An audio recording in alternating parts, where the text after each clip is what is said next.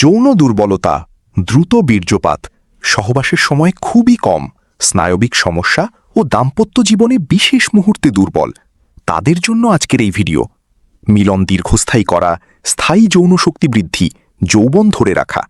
আপনার সামনে থাকা এই ওষুধটি কিভাবে খেতে হবে সবকিছুই আলোচনা করব আজকের ভিডিওতে সহজভাবে। একটি লাইক দিয়ে চ্যানেলটি সাবস্ক্রাইব করুন, কমেন্ট করে আপনার মতামত জানান। তো চলুন শুরু করা যাক আজকের আলোচনা। আসসালামু আলাইকুম। আপনি কি যৌন দুর্বলতা, দ্রুত বীর্যপাত বা শরীরের দুর্বলতায় ভুগছেন? তাহলে আজকের এই ভিডিওটি আপনার জন্য খুবই গুরুত্বপূর্ণ। বিশেষ সতর্কতা, অপ্রাপ্ত বয়স্করা দেখবেন না। এটা হলো কস্তুরী ক্যাপসুল, একটি ইউনানি মেডিসিন। এবার জেনে নিন কার্যকারিতা।